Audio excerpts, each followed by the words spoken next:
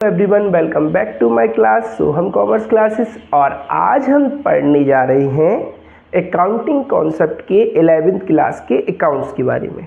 Theoretical वे से अच्छे तरीके से कॉन्सेप्ट क्लियर करेंगे, एक एक पार्ट्स को विद एग्जाम के साथ कवर करेंगे और उसी के हिसाब से विद एग्जाम्पल के साथ कवर करेंगे और थ्योरिकल पार्ट्स को मजबूत करेंगे। देखिए गाइस, थ्योरिकल पार्ट अपना मजबूत होगा जब भी अपन न्यूमेरिकल पार्ट्स को कर पाएंगे। आज की वीडियो में हम थ्योरिकल पार्ट्स पे ज़्यादा फोकस करेंगे और इसके बाद फिर इसकी जो अकाउंटिंग रूल्स हैं उनके बारे में फोकस करेंगे। तो देखिए, सबसे पहली चीज़ ये आती है कि अकाउंट का इन्वेंशन क्यों किया गया। देखिए, accounting is old human civilizations itself। देखिए, अकाउंट उतना ही पुराना है जितनी की मानव सभ्यता। आज से तकरीबन 400-500 साल पहले की बात है। तो उस समय पे व्यक्ति क्या है, आदि मानव से लेके मानव तक का जब उसने सफ़र से किया तो मानव तक के सफ़र में उसने लाभ हानि को जान लिया। उस समय पे अपने देश में बार्टर एक्सचेंज होता था। बार्टर एक्सचेंज का मतलब होता है, मुद्रा तो थी नहीं, मॉनेटरी सिस्टम नहीं था, तो उस जगह पे क्या होता था कि वस्तु विनिमय होता था। तो वस्तु विनिमय के लिए सबसे पहले क्या प्रणाली थी कि वस्तु लो और वस्तु के बदले वस्तु लो। अब जैसे कि एक व्यक्ति को चावल की ज़रूरत है तो वो गेहूँ से एक्सचेंज कर रहा है, एक व्यक्ति को शक्कर की ज़रूरत है वो गेहूँ से एक्सचेंज कर रहा है। तो इस प्रकार से वस्तु के बदले वस्तु दी जाती थी। लेकिन धीरे धीरे जब व्यक्ति विकसित होने लगा, अपने देश में मुद्रा का इन्वेंशन हुआ, मॉनेटरी चीज़ें आई, तो व्यक्ति मानवीय सभ्यता जितनी पुरानी है उतना ही अकाउंट से। राजा महाराजा के काल में देखें आप तो राजा प्रजा की भलाई के लिए प्रजा से कर लेता था और उन्हीं के जन कल्याण के लिए, सोशल वेलफेयर के लिए कार्य करता था। जैसे कि सड़कें बनवाना, नहरें बनवाना, समाज की सुरक्षा की व्यवस्था करना, समाज को दुश्मन देशों से बचाना, समाज में कोई आपराधिक या हिंसक घटना हो तो उस पर भी रोक लगाना, ये सारे काम थे। आज राजा की जगह किसने ले ली है? सरकार ने। सरकार पब्लिक की भलाई के लिए उनसे टैक्स लेती है और टैक्स के बदले आपको सुविधा मुहैया कराती है, जैसे कि सड़कें, पानी, बिजली की व्यवस्था कराना। इसके अलावा ये सारी चीज़ें करना जैसे कि जो सोशल वेलफेयर की होती है।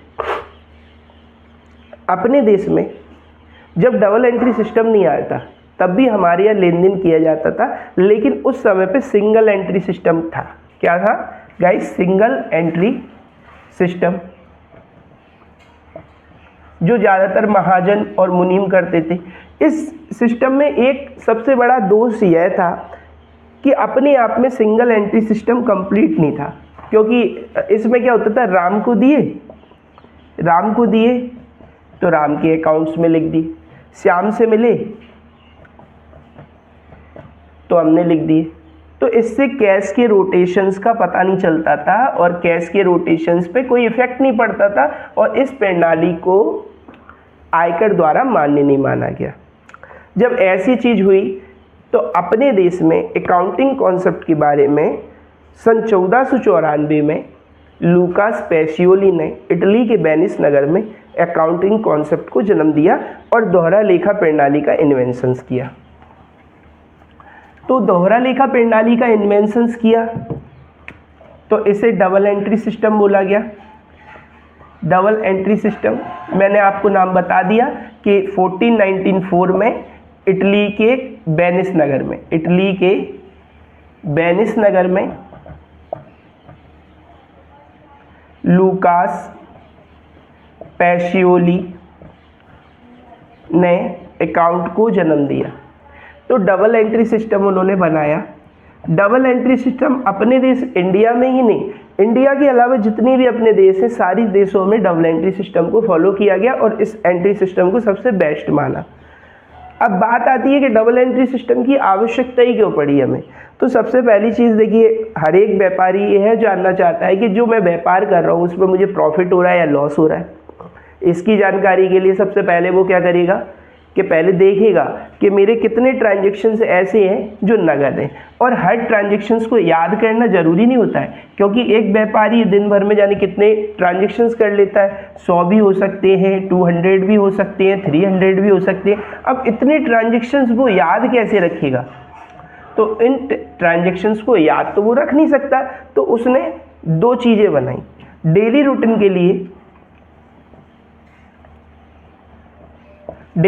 के लिए उसने बुक कीपिंग का सहारा लिया,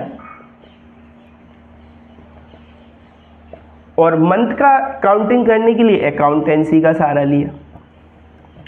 जैसे कि हम जब स्कूल में पढ़ते हैं तो स्कूल में दो रजिस्टर होते हैं, एक रफ रजिस्टर, एक फेयर रजिस्टर। रफ रजिस्टर में क्या होता है ना, बुक कीपिंग का काम होता है। कहने का मतलब ये मैथ के टीचर्स आएंगे, मैथ पढ़ाएंगे, हम वो वाले काम को मैथ के रफ रजिस्टर में करेंगे। हिंदी के टीचर्स आएंगे, हिंदी का काम कराएंगे, तो भी हम रफ रजिस्टर में करेंगे। फिर घर पर आकर अलग अलग कॉपियों में अलग अलग चीज़ को लिख देंगे, और बाद में जब सैटरडे को कॉपी चेक होती है तो हम करा सकते हैं। तो बुक कीपिंग का काम क्या होता है, जो डेली रूटीन का होता है। जो भी व्यापारी होते हैं अपने पास बुक्स रखते हैं, वो डेली रूटीन्स के आधार पर बुक कीपिंग का काम करते हैं, और अकाउंटेंसी जो होता है वो मंथली काम होता है, जो मंथ के हिसाब से चलता है। सॉरी। तो इसमें बुक कीपिंग और अकाउंटेंसी आ गई। अब बात आती है कि हमारे यहाँ और ज़्यादा डीपली तौर पे अकाउंटेंसी की क्यों ज़रूरत पड़ी। तो देखिए, सबसे पहले देखिए, आज के व्यापार युग में ज़्यादातर जो मोस्टली ट्रांजेक्शन्स होते हैं वो क्रेडिट सेल्स पे होते हैं। जब क्रेडिट सेल्स पे कर रहा है तो क्रेडिट परचेस भी करेगा। अब इन दोनों चीज़ों के लिए उसे अकाउंटेंसी बनानी पड़ेगी। उसके बाद आते हैं हमारे डेटर। डेटर की सिंपल डेफिनेशंस होती है, इन्हें हिंदी में देनदार कहते हैं। क्रेडिटर जो हमसे पैसा लेंगे उसे क्रेडिटर बोलते हैं, इन्हें लेनदार कहते हैं। डेटर, जैसे कि हमने किसी को माल बेचा तो वो हमारा डेटर हो गया, कुछ समय पश्चात पेमेंट करेगा तो डेटर कहलाएगा। और हम किसी से माल खरीद रहे हैं उधार, तो वो हमारे क्रेडिटर हो गए जो हमसे पैसा लेंगे। तो डेटर और क्रेडिटर्स की बात आ गई। अब इसकी बात आती है कि इसके उद्देश्य क्या है, ऑब्जेक्टिव्स क्या है। तो अकाउंटिंग का पहला ऑब्जेक्टिव होता है कि स्मरण शक्ति में सहायक होता है।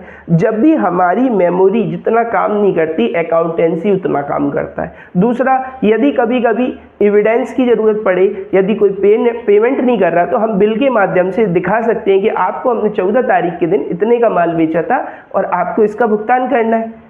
तो एविडेंस के तौर पे भी काम करता है। नंबर 3, व्यापार की उन्नति का भी पता इसी के आधार पर चलता है कि व्यापार हमारा उन्नति कर रहा है या नहीं, ग्रो कर रहा है या नहीं, तो इसकी जानकारी भी हमें लेखांकन के माध्यम से होती है। तो ये सारी चीज़ें को हम कर सकते हैं। अब छोटे छोटे शॉर्ट नोट्स हैं, उनके बारे में हम डिस्कस करेंगे कि छोटे छोटे नोट्स पे कैसे काम करना है। तो पहली चीज़ आती है यहाँ पर डिस्काउंट की बात। तो डिस्काउंट के बारे में हम डिस्कस करेंगे। तो पहली चीज आती है कैश डिस्काउंट। तो कैश डिस्काउंट में आपको क्या करना है कि जितना माल अपन ने बेच दिया है नगद में या उधार में, इन सब चीज़ों के लिए कैश डिस्काउंट। और सेकंड आता है ट्रेड डिस्काउंट। तो देखिए, आपको समझने की बात ये है गाइस कि सबसे पहली चीज़ ये देखिए कि कैश डिस्काउंट कब दिया जाएगा, जब कोई व्यक्ति को हम पेमेंट दे रहे हैं और वह समय पे पेमेंट नहीं चुका पाता है, तो हम उसे कैश के तौर पे जो डिस्काउंट देते हैं उसे कैश डिस्काउंट कहते हैं।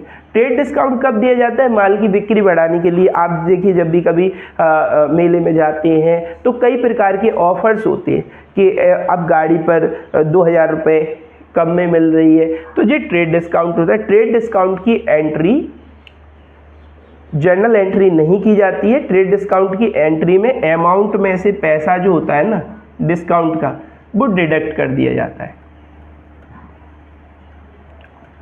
और कैश डिस्काउंट में क्या होता है ना, कैश डिस्काउंट में पैसे के डिस्काउंट्स को शो किया जाता है सिंपल तौर पे। अब जैसे कि मान के चलिए कि एक एंट्री बनाते हैं अपन, मोहन को 500 रुपये का माल 10% व्यापारिक बट्टे पर बेचा।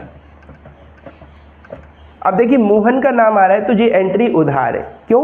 क्योंकि यदि अपन किसी दुकान को नगद पैसा देते हैं तो वो अपन से नाम नहीं पूछ रहा, यदि अपना उधार खाता चलता है वो नाम पूछेगा आपसे। तो मोहन को 500 रुपये का माल 10% व्यापारिक बट्टे पर बेचा, तो 500 परसेंटेज निकालना सिखा रहा हूँ यहाँ पे। 500 इंटू 10/100, 2 जीरो से 2 जीरो काट दीजिए, ये 50 रुपये डिस्काउंट आ जाएगा। अपन 500 में से 50 रुपये डिस्काउंट को डिडक्ट कर देंगे तो बचेंगे कितने? 450। एंट्री क्या बनाएंगे? Mohan debit to sales account, और यहाँ 450 रुपये की एंट्री अपन कर देंगे। तो ये तो होती है बात किसकी? ट्रेड डिस्काउंट की। अब कैश डिस्काउंट को एक बार और कैलकुलेट कर लेते हैं हम आसानी से। तो देखिए ट्रेड डिस्काउंट होता है ना, वो दो प्रकार के शो अप होता है। जैसे कि माल खरीदा 15,000 का, 10% नगद बट्टे पर। अब देखिए वो ही निकालना है, अभी मैंने आपको कैलकुलेशन सिखाया। 15,000 इंटू 10/100, 2 जीरो से 2 जीरो काट दिए अपन ने, यहाँ पे अपना आ गया 1500 रुपये। एंट्री क्या बनाएंगे? खरीदा है ना, तो purchase account debit to cash account to discount account. तो ये जो 1500 रुपये है वो इसमें आ जाएगा, कैश में अपने 13,500 आ जाएंगे, और यहाँ टोटल आ जाएंगे टोटल 15,000। ये किसकी कंडीशंस में होता है? खरीदने की कंडीशन में। जस्ट अपोजिट बेचने की कंडीशन में हो, तो बेचने की कंडीशन में हमें कैश मिल रहा है, तो cash account debit to discount account to sales account. इन दोनों में डिफरेंस क्या है? यहाँ डिस्काउंट जो था cash account debit, discount account debit, discount account debit to sales. तो देखिए यहाँ पर जो डिस्काउंट था वो क्रेडिट में गया है, यहाँ पे जो डिस्काउंट है वो डेबिट में जाएगा। तो 1500 रुपये अपन इसमें लिख देंगे, 13,500 यहाँ लिख देंगे, और यहाँ टोटल लिख देंगे 15,000 टू सेल्स अकाउंट। ये खरीदने और बेचने के कॉन्सेप्ट को हमने क्लियर किया। अब बात आती है छोटे छोटे शॉर्ट नोट रहते हैं कि ड्राइंग किसे कहते हैं, लायबिलिटीज किसे कहते हैं। तो इसकी जो डिस्कशंस है वो नेक्स्ट वीडियो में हम करेंगे। इसमें मैंने अकाउंटिंग कॉन्सेप्ट्स के बारे में आपको क्लियर कर दिया। तो आपको इसी गाइस इसमें देखेंगे कि सबसे पहले अपने पास दिया हुआ है आहरण, ये शॉर्ट्स नोट्स में अपन को कंप्लीट करना है। जब व्यापार का स्वामी निजी उपयोग के लिए, पर्सनली यूज के लिए कैश विड्रॉ करता है व्यापार से, चाहे वो स्टॉक विड्रॉ करे चाहे कैश विड्रॉ करे, व्यापार का नियम यह होगा कि उसे पूरा पैसा वापस लौटाना पड़ता है विद इंटरेस्ट। तो इसे क्या कहते हैं? आहरण। नेक्स्ट पॉइंट अपना आता है चालू संपत्ति। चालू संपत्ति को इंग्लिश में करेंट असेट्स बोलते हैं।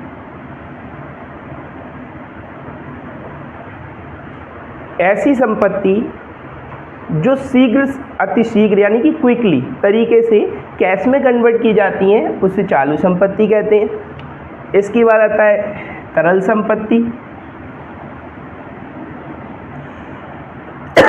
सॉरी, इसे लिक्विड एसेट्स बोलते हैं। लिक्विड एसेट्स भी किस में आता है भाई? लिक्विड एसेट्स भी अपना आता है, वो भी तरल संपत्ति में लिया जाता है। इसे भी शीघ्र से अतिशीघ्र रोकड़ में कन्वर्ट कर सकते हैं। अगला क्वेश्चन आता है इसमें शॉर्ट नोट में प्रमाणक। देखिए क्या होता है ना, व्यापार जो होता है ना, व्यापार में हर चीज़ प्रूफ के संग चाहिए होती है और एविडेंस के संग। नेक्स्ट टाइम जब भी हम कोई संपत्ति खरीदते हैं, फिर 3 या 4 साल बाद उसका ट्रेडिशंस खत्म हो जाता है तो उसे सोल्ड आउट करते हैं। तो जिसे हम बेचते हैं तो वो यह कहता है कि इस संपत्ति का मूल्य क्या है। अपन ने बोला 10,000, वो कहेगा हम कैसे माने जिसका मूल्य 10,000 है, तो उसके लिए हम प्रमाणक रखते हैं। प्रमाणक का मतलब होता है वाउचर। वाउचर्स बिल होते हैं जिसकी एंट्री हम करते हैं और इन वाउचर्स के माध्यम से सारा काम किया जाता है। आगे आता है अपनी इंटाइजेबल एसेट्स। तो इंटाइजेबल एसेट्स कौन सी होती हैं गाइस? तो देखेंगे अपन इंटाइजेबल एसेट्स किसे बोलते हैं। इंटाइजेबल एसेट्स अमूर्त संपत्ति अमूर्त संपत्ति में देखिए अपन से कोई पूछे किस चीज़ को लिया जाता है तो अपन इसमें लिखेंगे नंबर 1 गुडविल। गुडविल होती है हमारी कंपनी की रेपुटेशंस। सेकंड होता है अपना ट्रेडमार्क। देखिए हर एक कंपनी का एक लोगो होता है जिसे ट्रेडमार्क बोलते हैं। MRF है, एडिडाइस है, रीवॉक है, ये जो सारी चीज़ें होती है वो ट्रेडमार्क में आती हैं। नंबर 3 होते हैं पेटेंट राइट होते हैं। पेटेंट राइट्स जो होते हैं कि जैसे कि मान के चलिए कि हमारी कंपनी चिप्स बनाती है और लेस कंपनी भी चिप्स बनाती है, तो लेस वालों को हमने पेटेंट राइट्स उनके खरीद लिए कि आप है ना 2 महीने तक हम जितनी भी प्रोडक्टिविटी करेंगे उसमें लोगो हम किसका लगाएंगे, लेस का लगाएंगे, अंकल चिप्स का लगाएंगे, तो हमारा माल भी उन्हीं के साथ साथ बिक जाएगा। तो ऐसी स्थिति में हम क्या करते हैं कि पेटेंट राइट्स होते हैं जिन्हें अपन अमूर्त संपत्तियों में शामिल करते हैं। इनकी पावर नहीं होती लेकिन बहुत पावर होती है, इन्हीं लोगों के आधार पर हर चीज़ बिकती है। एडिडाइस है जो स्पोर्ट्स में अच्छा करते हैं तो इसे इसमें शामिल किया जाता है। आगे आते हैं देखिए रेवेन्यू। रेवेन्यू 2 प्रकार के होते हैं। सबसे पहले बात करते हैं परचेज की। परचेज देखिए हम जिस चीज़ के व्यापारी होते हैं ना वो हमारा माल होता है। जैसे कि माल है, जैसे कि परचेस वगैरह है जिसमें हम जिस माल को क्रय करेंगे, क्रय 2 प्रकार से करते हैं, क्रेडिट भी कर सकते हैं और कैश भी कर सकते हैं। वैसे तो जहाँ तक जो व्यापारी होता है, जो व्यापार करता है ना, उस पर इतना कैपिटल्स नहीं होता है कि वो सारी चीज़ें अफोर्ड कर सके, हर चीज़ को सही ढंग से मैनेज कर सके, तो उसे लोन का सहारा लेना पड़ता है। लेकिन उसकी भी एक पॉलिसी होती है, यदि आप होलसेलर से जो माल देंगे तो होलसेलर से जब माल ले रहे हैं अपन तो उसकी पॉलिसी होती है कि 15 डेज बाद आपको पेमेंट करना होता है। तो क्रेडिट सेल्स में अपन 15 डेज बाद पेमेंट करते हैं। कैश सेल्स जब अपना अच्छा बिजनेस चलने लगता है तो हम कैश सेल की पॉलिसी निकालते हैं। लेकिन गाइस हमेशा एक बात का ध्यान रखना, आप बिजनेस कोई भी करें लेकिन बिजनेस में सबसे महत्वपूर्ण चीज़ जो होती है वो होती है आपकी पॉलिसी। आपकी पॉलिसी औरों से सही होगी तो आपकी जो सेलिंग है वो पहले वर्ष चाहे आपको प्रॉफिट दे या ना दे, लेकिन नेक्स्ट टाइम से जब आप यदि अपनी पॉलिसी पे चलेंगे जो बिल्कुल ट्रू होगी, जिसमें किसी प्रकार की कोई भी मिथ्या झूठ वगैरह जी कुछ नहीं होगा, तो आपकी पॉलिसी अच्छी चलेगी। तो क्रेडिट सेल्स और कैश सेल्स दोनों चीज़ों को रखा जाता है परचेस में। अब आती है बात सेल्स की। तो सेल्स में हम जिस माल का विक्रय करते हैं इसे क्रय बोलते हैं, इसे विक्रय बोलते हैं। विक्रय में अपन 2 प्रकार से माल बेचते हैं, क्रेडिट भी बेचते हैं, कैश भी बेचते हैं। कैश का रोटेशंस कम होता है, क्रेडिट का ज़्यादा होता है। और आज भारत डिजिटल हो चुका है तो आज हम जो पेमेंट होते हैं वो UPI द्वारा करते हैं, जिसमें फ़ोन पे, गूगल पे, इन सारी चीज़ों को लिया जाता है। तो इन्हें भी अपन इसमें शामिल करते हैं। जो शॉर्ट्स नोट हैं जो पेपर में आते हैं, और कभी कभी क्या होता है ना कि कहीं पे हम जब जाते हैं, जैसे CA फाउंडेशंस कर रहे हैं या BCom जा रहे हैं, BCom के कॉलेज में हम गए, प्रोफेसर ने फेस किया, प्रोफेसर ने पूछा व्हाट इज़ द इंटाइजिबल एसेट्स, और अपन शांत हो गए, है ना। तो इन सारी चीज़ों को अपन शॉर्ट नोट के तौर पे तैयार कर रहे हैं, जिससे अपना अकाउंटिंग बेसिक टर्म्स की बात हो रही है, क्योंकि फर्स्ट चैप्टर बेसिक टर्म्स से हमने इसलिए लिया है जिससे हमारा ज़्यादा से ज़्यादा अच्छा फोकस बन सके और हम ज़्यादा से ज़्यादा अच्छा कर सकें। अब इसके बाद आते हैं आगम और व्यय। व्यय को देखिए वही एक्सपेंसेस बोलते हैं। एक्सपेंसेस क्या होते हैं? एक्सपेंसेस होते हैं व्यापार के खर्चे, जिन्हें व्यय बोला जाता है हिंदी में। व्यापार में खर्चे होते हैं जैसे कि सैलरी देना है, रेंट पे करना है, कमीशन पेड करना है, इलेक्ट्रिक बिल पे करना है, वाटर बिल पे करना है। तो ये सारी चीज़ों को अपन किस में शामिल करते हैं? एक्सपेंसेस में करते हैं। अब इसी के अपोजिट में आ जाती है बात इनकम की। तो देखिए इनकम के कई सोर्सेस होते हैं अपने पास। नंबर 1, जैसे कि अपन ने जो माल सेल्स किया तो सेल्स पे अपन प्रॉफिट कमा रहे हैं, उसके बाद अपन को कभी कभी कमीशन मिल भी जाता है अपने प्रोडक्ट पर, ठीक है। इसके बाद सेल्स है, कमीशंस है, इसके बाद ब्रोकरेज भी मिल जाती है कभी कभी हमें। व्यापार में हमने अपनी अच्छी पोजीशंस बना रखी तो अपन को इंटरेस्ट भी मिल जाता है कभी कभी। इंटरेस्ट यानी ब्याज होता है। तो जो छोटे छोटे नोट्स दिए हुए अपन जैसी बुक से ज़्यादा रिविजन्स करेंगे तो आगे आगे कर लेंगे और उसी के आधार पर आगे के बेसिस तैयार कर लेंगे। अब बात आती है यहाँ पर स्टॉक की।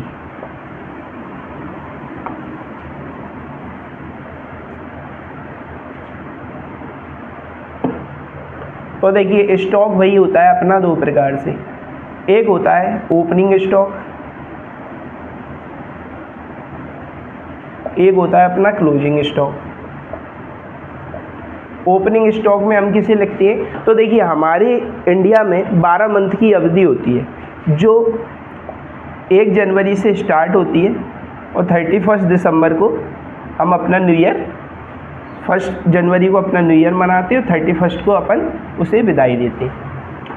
लेकिन इंडियन अकाउंटिंग सिस्टम के आधार पर हमारे यहाँ 1 अप्रैल को ओपनिंग स्टॉक होता है, 1 अप्रैल को जो माल रह जाता है उसे ओपनिंग स्टॉक कहते हैं और 31 मार्च को जो माल बिकने से रह जाता है उसे क्लोजिंग स्टॉक बोलते हैं। आपसे कोई पूछे व्हाट इज क्लोजिंग स्टॉक, तो अपन बोलेंगे कि सर देखिए क्या है, 31 मार्च तक हमने जो माल बेचा उसके बाद जो माल हमारे पास रह गया स्टॉक में वो हमारा क्लोजिंग स्टॉक है और 1 अप्रैल को जाकर वही ओपनिंग स्टॉक बन जाएगा। अब इसके बाद आते हैं देनदार और लेनदार।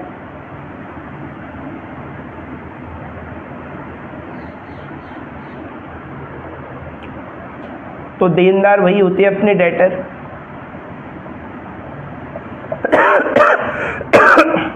जैसा कि हमने देखा कि देनदार वो होते हैं जो हमें पैसा देंगे। अब कब देंगे, अभी हमने कुछ समय पहले ही अभी डिस्कस किया कि माल 2 प्रकार से बेचा जाता है, नगद और उधार। तो उधार माल जब हम बेचते हैं तो जो पैसा हमारे पास आएगा रोटेशंस के तौर पे क्रेडिट सेल्स किया फिर बाद में आएगा तो वो हमारे क्या कहलाएंगे, डेटर। ये असेट्स होती है हमारी। अब मान के चलिए क्रेडिटर कौन होते हैं, तो क्रेडिटर्स वो होते हैं बेटा जी जो लेनदार होते हैं, जो माल हमें देते हैं और हमसे पैसा लेते हैं। हमने माल उधार खरीदा, हमें पैसा लेंगे, वो क्रेडिटर कहलाते हैं, जो लायबिलिटी साइड आते हैं। आगे बैलेंस शीट बनाई जाएगी, ट्रायल बैलेंस बनाया जाएगा, तो इन सब चीज़ों का ध्यान रखना पड़ेगा। इसके बाद आता है प्राप्य विपत्र। किसे कहते हैं, प्राप्य विपत्र क्या होते हैं, जिसे बिल्स रिसीवल बोला जाता है।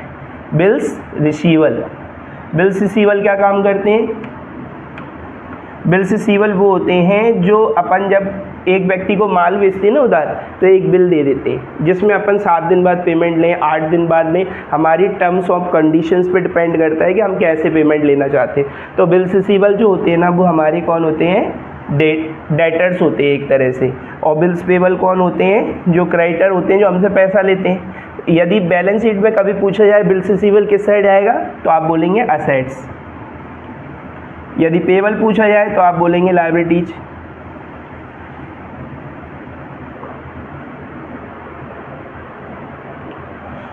तो ये वाली चीज़ हो गई। अब आते हैं बात कच्चे माल की। कच्चे माल को रॉ मटेरियल बोला जाता है बेटा। क्या बोला जाता है, रॉ मटेरियल। इसके बारे में मैं बताता हूँ क्या होता है कच्चा माल, इसे रॉ मटेरियल बोलते हैं।